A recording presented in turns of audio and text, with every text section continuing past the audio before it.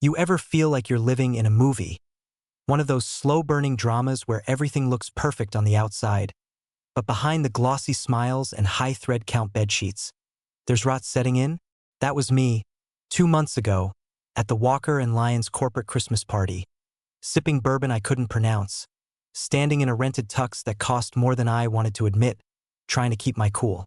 My wife, Madison, looked stunning that night, that kind of effortless beauty that makes you forget how cruel a person can be. Her red dress clung to her like it was tailored by the devil himself. And when she smiled, everyone smiled. She had that effect. But there was something behind her eyes that night, something colder than usual, something hollow. The ballroom was full of fake laughter and too much perfume. People I didn't know but had to pretend to like. Madison had dragged me there as a trophy husband, ironic, considering what happened next. She called me her plus one, like I was some stray mutt she picked up outside a Nordstrom. I smiled. I always smiled. I didn't want to make a scene. Then it happened. Her CEO, Brent Carlisle, a man with too much Botox and not enough soul, walked up and slid his hand around Madison's waist like he owned her. He smelled like power and too many bad decisions. He raised his champagne glass, smirked at me, and said, loud enough for the surrounding crowd to hear, "You're just another sad trophy she keeps in the basement. Broke, clingy, and forgettable." Everyone laughed. Even Madison. She didn't just laugh. She doubled over, like it was the funniest damn thing she'd ever heard. Her perfectly glossed lips curled, and her body pressed into Brent's side like that's where she belonged. It took everything in me not to walk out. But I didn't. I just smiled, slow and steady. "And you," I said, "are just another loser who's about to lose 95% share of his company." Dead silence. Brent's face turned the color of unripe meat. His glass froze halfway to his mouth. I swear, for a second, even the string quartet stopped playing. Madison blinked like she was just seeing me for the first time, and not in a good way. She yanked her hand away from Brent's waist, but it was too late. The damage was done. Her betrayal wasn't just in her laughter. It was in the way she leaned into him like I was already gone, like she'd moved on in her mind months ago, and this party was just the final nail. Brent didn't respond. He didn't have to. He knew. You see, what he didn't know, but what Madison did or should have remembered, is that my company was the silent investor behind their app's entire infrastructure. I'd stayed low, anonymous, pulling strings from behind the curtain because that's what I do. Quiet power. The kind that doesn't need to be loud to be dangerous. I watched his ego pop like a champagne bubble. But that wasn't the worst part. The worst part came when Madison followed me outside later, high heels clicking like gunshots across the stone terrace. She didn't apologize. She didn't even act embarrassed. She lit a cigarette, one of those thin French ones she only smoked when she was angry or bored, and said, "That was a really stupid thing to say, Matt. Brent could fire me over that." I turned to her, still stunned. "That's what you're worried about? That he might fire you?" She rolled her eyes. "You always make things about you. God, it's exhausting." There it was. That voice, the one she used when she was done pretending. The one that cut through me like barbed wire. Cold. Detached. Like I was the problem for reacting to her disrespect. Like I embarrassed her, not the other way around. I stared at her, really stared at her. And for the first time in 5 years, I didn't see my wife. I saw a stranger. A ruthless, sharp-eyed stranger who'd been lying beside me for years with a mouth full of poison and hands too busy texting someone else when I wasn't looking. She walked back inside without another word, her hips swinging like the whole night was still a game and I was the loser who didn't know the rules. But I knew. I knew now. The thing about truth is it never arrives politely. Kicks down the door. And that night it kicked mine down with steel-toed boots. I didn't sleep when we got home. I lay awake in the dark, staring at the ceiling, replaying that moment over and over again. Her laughter, Brent's smirk, the way they looked at each other like I was already history.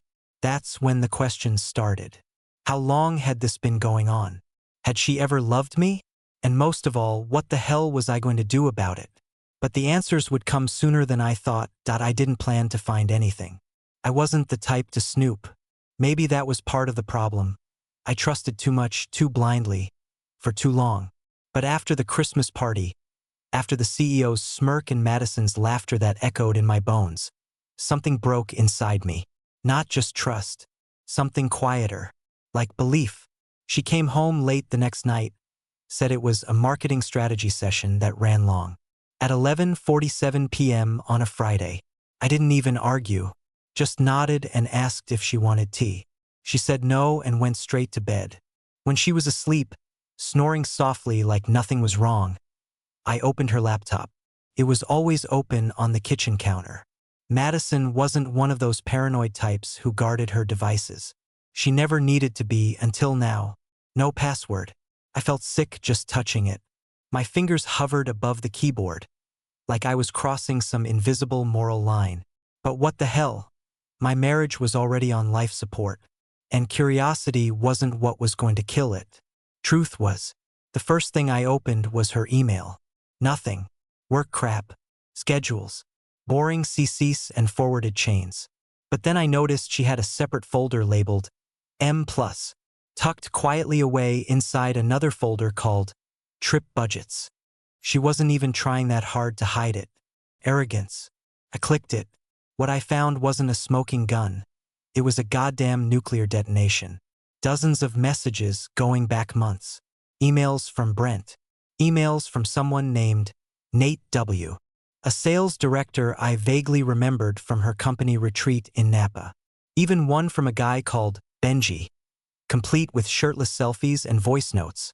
One of the messages from Brent read, "Last night was dangerous. You moaned louder than my car engine. Tell Matt thanks for being too dumb to notice." Another, from Nate, "Still thinking about your tongue on the balcony. You're a menace in red heels. Let's plan another client dinner soon." I stopped reading after the fifth one. Couldn't breathe. The air in the kitchen felt thin, almost non-existent. My hands were trembling, not from rage, yet, but from disbelief. I stood there, in my own home, in the quiet early hours of the morning, realizing I was married to someone who didn't just cheat. She turned it into a side hobby. I backed away from the laptop like it might explode. I walked into the bedroom and stared at her sleeping form. Madison looked peaceful. Dreaming, probably. Maybe dreaming about Brent or Nate or whatever other creep she'd been using to replace me. And yet, there was a moment, one bitter, twisted second, where I still loved her. Where I wished none of it was real. That the party didn't happen, that the emails weren't real, that maybe I just imagined all of it. But reality has a funny way of being merciless. I spent the rest of the night on the couch, eyes wide open, ears tuned for the smallest sound. She never stirred. The next morning, I didn't confront her. Not yet. I made breakfast. I kissed her cheek. I played the part. I needed time. Time to plan. Time to cool the fire burning in my stomach before it burned everything to ash too soon. She told me she had a work call later that day. Said she'd be back around 7. I smiled and nodded. She left wearing those red heels. And I went back to the laptop. This time I copied everything. Screenshots, emails, voice notes, every piece of filth she left behind like breadcrumbs for me to find. I saved it all on a hard drive, locked it in my safe and poured myself a drink. The bourbon didn't help, but the clarity did. This wasn't a one-time mistake. This wasn't a moment of weakness. This was a pattern, a lifestyle. Madison wasn't cheating on me. She was living a second life and using me as her alibi. Her decoy, the trophy in the basement. But not for long. 3 days. I waited 3 full days before I confronted Madison. Why? Because I wanted to do it right. I didn't want a screaming match. I didn't want to be another man yelling at a woman who already stopped caring. I wanted her to look me in the eyes and lie. I wanted her to choose the lie, to dig the hole herself, deeper and deeper, so when I hit her with the truth, there'd be no way out. Sunday morning, late breakfast. She was in the kitchen, barefoot, sipping a mimosa like she hadn't been texting half the male staff at Walker and Lyons. I sat across from her at the island, watching the light hit her face. She looked fresh, glowing even, like betrayal agreed with her skin. "Hey!" I said casually. Can I ask you something? She looked up over the rim of her glass. Sure. Are you cheating on me? The silence that followed was thick. Not shock, just calculation. She blinked once, tilted her head slightly, then gave me that soft, innocent smile she used to use in arguments when she was cornered. What? She laughed, setting the glass down. Matt, are you serious right now? I nodded, calm. Dead serious. Where the hell is this coming from? She said, feigning hurt now. Jesus, is this about that party again? I told you Brent was drunk and being an ass. You're really going to turn that into something more? No, I said, still calm. This isn't about the party. It's about the emails. The folder on your laptop. The one labeled M+. That was the moment. Her face twitched, just for a second. A micro-expression she couldn't hide in time. And then nothing. Just cold eyes. Flat voice. You went through my laptop? You left it unlocked. So now you're spying on me? She snapped.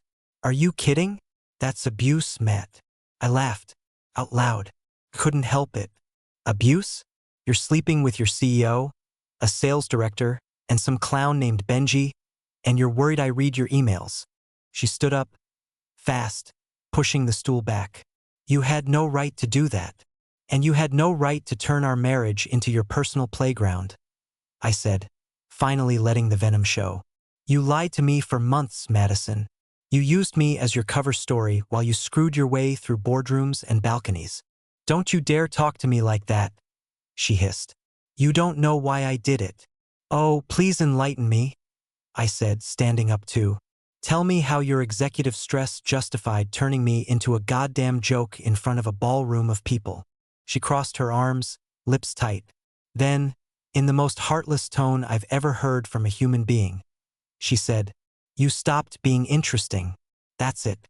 You used to have ambition, fire, but somewhere along the way you got soft, comfortable, boring, and I got tired of pretending you were enough.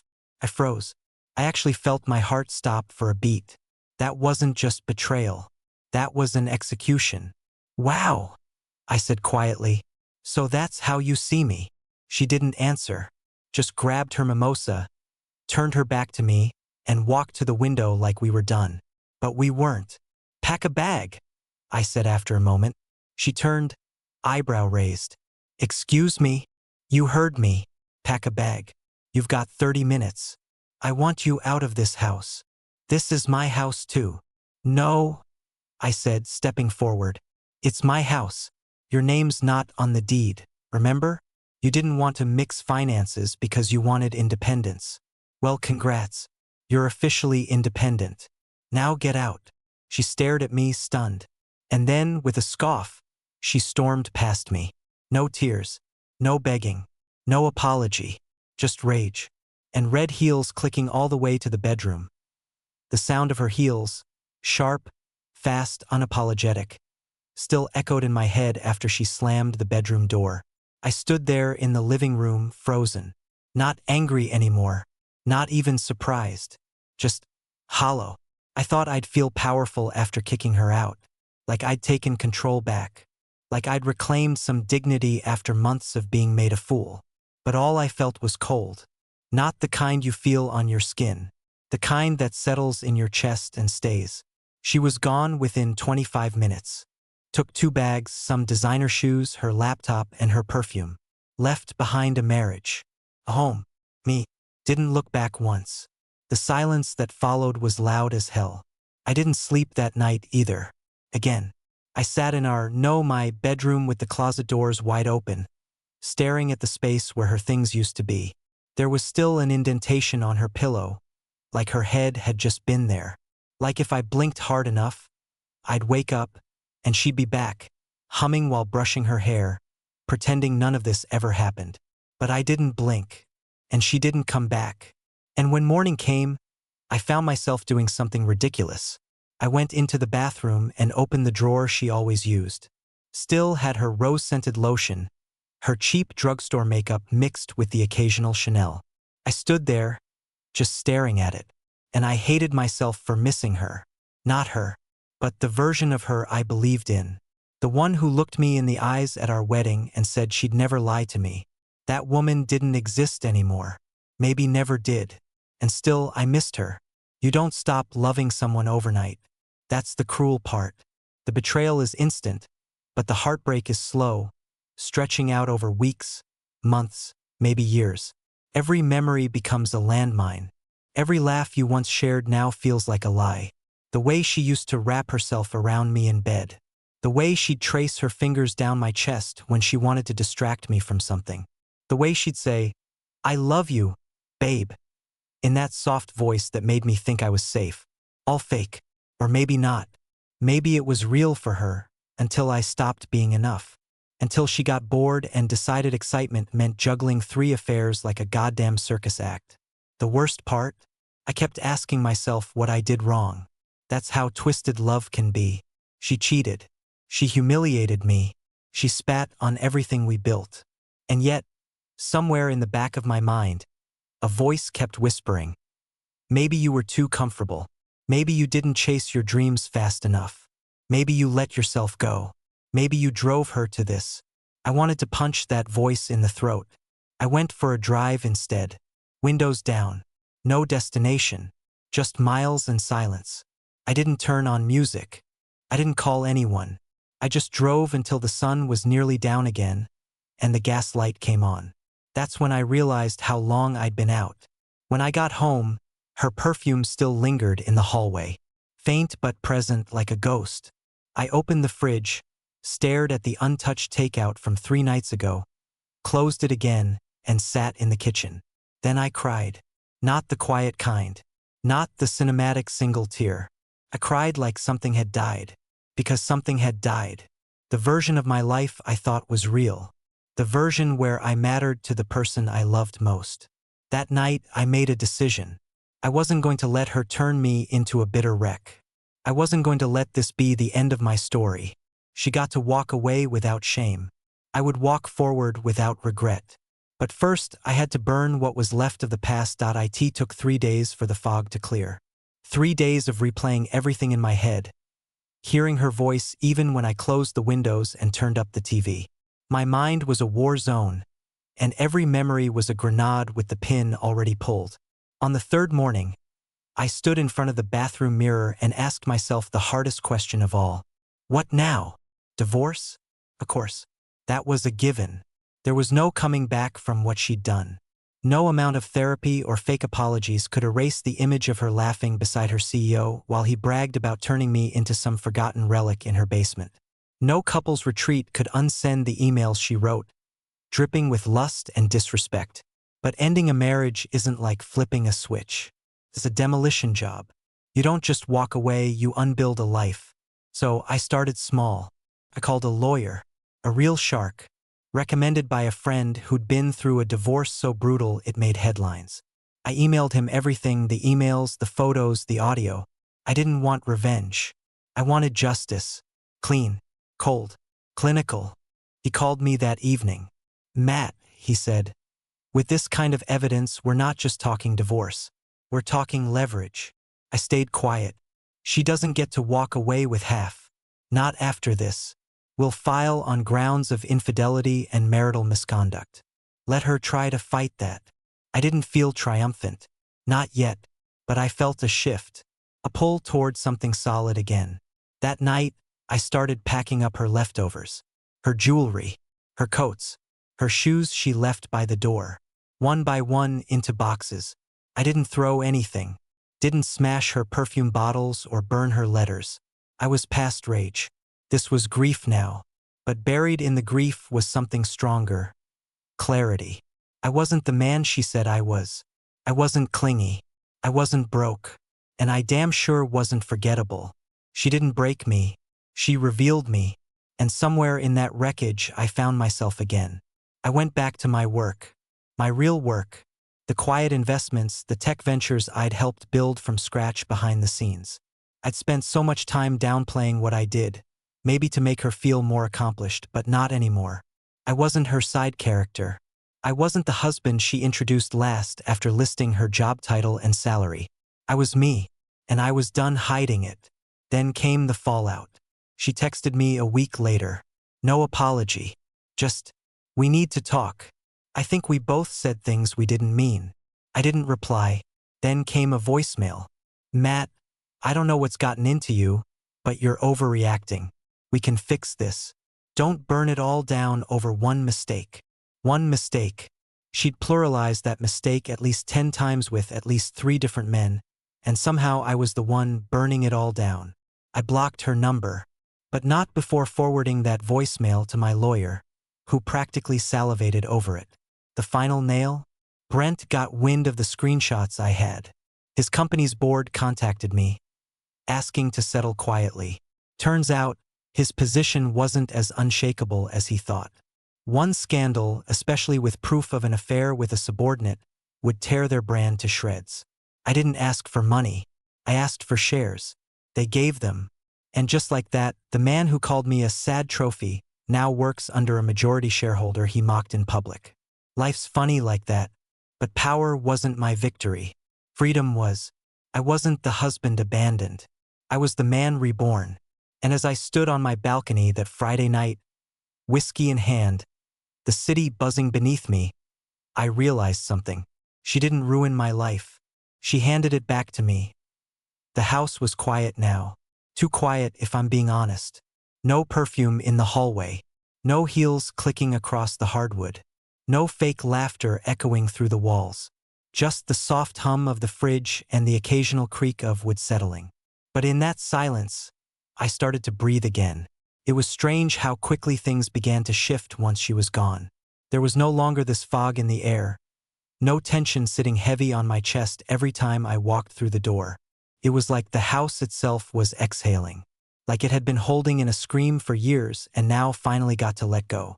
I spent my days focused, on work, on my body, on cleaning up the mess she left behind. I started waking up earlier. I ran every morning. I cleared out the bedroom, repainted the walls. The red sheets she'd picked out gone. Her art prints boxed and stored. The wine glasses we used for date nights that turned into cold silences. Smashed one by one in the trash, like broken promises. And then something unexpected happened. I started laughing again. Not the hollow, forced kind I used to fake at her dinner parties. Real laughter. From old friends I reconnected with. From the stupid shows I used to love but stopped watching because she thought they were immature. From moments when I'd catch myself doing something simple. Making pancakes, tuning my guitar, and realize I was happy, not euphoric, not healed, but undeniably free. Then came the emails. Not from her. Those had stopped after the legal proceedings started tightening around her like a noose, but from people at her job. People I barely knew. Co-workers, old interns, even a woman from HR. They all said some version of the same thing. "We always wondered how you put up with her. We saw how she treated you at events. We thought maybe it was just her being playful. She talked about you like you were a burden. I'm sorry. You didn't deserve that." Each message was like a drop of water on a fire I didn't know was still burning. I'd spent so long wondering if I'd imagined her cruelty. If I'd been too sensitive, too weak. But no, it wasn't just me. Everyone saw it. They just didn't say anything at the time. Maybe they were scared of her. I wasn't anymore. One night, I ran into someone who really flipped the script. Her name was Tessa. We met by accident, literally. I bumped into her at a bookstore when I was reaching for the same copy of The Stranger. She laughed, made some joke about Camus being the favorite of emotionally damaged men, and I laughed too because, well, she wasn't wrong. She was smart, quick, nothing fake about her. She didn't know who I was, didn't care what I did. We talked for half an hour in the philosophy section, and then she gave me her number without me even asking. No games, no performance, just a moment. We haven't gone on a date yet. Not officially. But we text. We talk. It's light. No pressure. And that's all I need right now. Something real. Something that doesn't drain me just to keep it alive. Sometimes I catch myself wondering how I stayed with Madison as long as I did. But the truth is, when you love someone, you wear blinders. You excuse the red flags. You tell yourself you're being supportive when you're really just being used. But not anymore. I look in the mirror now and see someone I actually recognize again. Someone with backbone, with clarity. A man who walked through fire and came out forged, not burned. I'm not a trophy in the basement. I never was. I was just hidden there by someone who feared what I could become once I remembered my worth. And now? Now I remembered that it had been exactly 6 weeks since I kicked Madison out when she showed up at my door again. Uninvited. Unexpected. I was just finishing a workout, sweat still clinging to my shirt, earbuds in, lost in my zone. Then came the knock. Not a ring, not a text. A knock. That old, signature 3-beat rhythm she used to do when she came home late from work. Like muscle memory. Like nothing had changed. I opened the door and there she was, hair done, makeup sharp, jacket too expensive for someone in a legal battle. She stood there like she was still entitled to walk in. Like her keys might still work. They didn't. "Hey," she said, forcing a smile. "Can we talk?" I just stared at her. No expression. No invitation. She cleared her throat. 5 minutes. Please. Something in me almost said no. Almost shut the door right in her face and walked away for good. But I wanted to hear what she had to say. I wanted her to see the version of me that survived her. I stepped aside, letting her in. She walked in like she'd never left, her eyes scanning the living room. The walls were different now. The couch was new. Photos of us gone. A guitar rested against the far wall. The air didn't smell like her anymore. It smelled like citrus and clean wood. It smelled like me. She looked around like she didn't recognize the place. "You redecorated," she said. I didn't reply. She sat on the edge of the couch. I didn't sit. I stayed standing. "Look, I'm not here to fight," she began. I've had time to think. A lot of time." I crossed my arms. "Must be hard thinking when you're juggling 3 affairs." She winced at that. "Good. I'm not going to deny what I did," she said. "It was horrible. I was selfish, I was reckless, and I hurt you more than you'll ever deserve. But I didn't come here to beg for forgiveness." That caught me off guard. She looked down at her hands, clasped in her lap like she was in church. I wanted to tell you I'm sorry. For real. Not the performative kind. Not the gaslighting crap I threw at you before. Just sorry." The word landed flat. It wasn't enough. "I'm not sure what you expect me to say to that," I said. "Nothing," she whispered. "You don't have to say anything. I just needed to say it out loud, to your face. You were good to me. Too good. And I didn't know how to handle it. I thought I wanted someone strong, powerful. But you were kind. You were consistent. And I mistook that for weakness." I stared at her for a long moment. Then I walked over to the counter, poured myself some water, took a sip, and finally said, "You didn't mistake me for being weak. You just hoped I'd never notice you needed someone weaker than you to feel important." She blinked, sat there stunned. "Brent," I added. "He only keeps power when people don't challenge him. And those other guys, they were distractions. They gave you attention, maybe made you feel sexy again. But none of them would have ever built a life with you. I did, and you spit on it." Tears welled in her eyes. It didn't move me. "Do you hate me?" she asked. "No," I said. "I pity you. And that's worse." Silence. She stood up slowly, nodding like she knew this was the final goodbye. "Take care of yourself, Matt." "I've been doing that," I replied. Finally. She lingered for a second. Then she left. The door clicked shut behind her, and I realized I wasn't angry anymore. Not heartbroken. Not confused. Just free.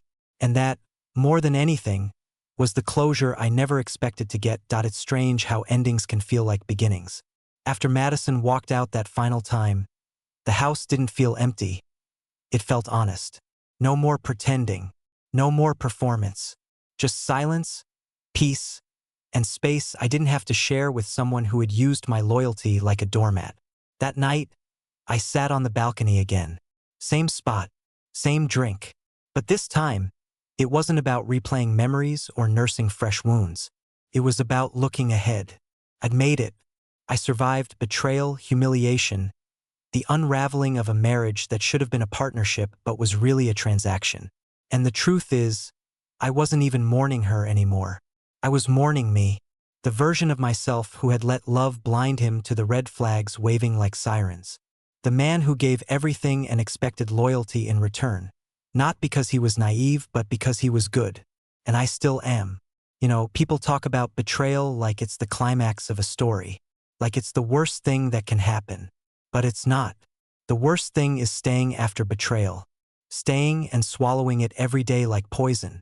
Letting it shape how you see yourself. Letting it convince you that you somehow earned the knife in your back. Madison didn't break me. She revealed me. She showed me how far I could fall, and how much higher I could rise when I got up again. The divorce went through fast. Her legal team tried to play hardball until my lawyer sent over the portfolio of proof. Suddenly she was very cooperative. No alimony. No property. No half of everything. Just silence, signatures, and her name disappearing from every legal and financial connection we had. I changed the locks, deleted her number, blocked her email, and I started over. Business picked up. Word got out that I had majority influence over her company's infrastructure. A few board members reached out to ask for insight. Brent resigned under pressure. No public scandal, just a quiet pursuit of personal ventures exit. I smiled when I read the press release. Tessa and I went on our first official date a couple weeks ago. It was simple. A hole-in-the-wall Italian place downtown. No pretense. She didn't dress up like she was auditioning for someone's approval. She just was. Funny. Smart. Easy to talk to. And when I told her everything, yes, everything, she didn't flinch. She just said, damn. And here I was worried my ex was a piece of work. We laughed. That was the difference. There was no power play, no mask. Just two people showing up as themselves. I'm not looking to replace Madison. I'm not chasing fairy tales or trying to erase the past. I'm just moving forward. Wiser, sharper, more aware of my own worth. And if I had to give advice to anyone going through what I did, don't ignore the little things. The jokes at your expense. The phone always turned face down. The sudden coldness. The dismissive tone when you express something real. Those aren't quirks. They're red flags in disguise. Don't wait for rock bottom to respect yourself. If you're feeling like a ghost in your own relationship, you probably already are. And no, it's not your fault. Some people destroy what's good in their lives because they can't stand the reflection it holds up to them. Heal on your own terms. Don't rush into someone new to fill the hole. Sit with the pain. Let it teach you. Let it reshape you. Because healing doesn't mean forgetting. It means becoming strong enough to remember without breaking. I still think about her sometimes. Not with love. Not with hate. With clarity. She wasn't the ending. She was the reveal. And now that the curtain's down, I finally get to step into the real story, mine.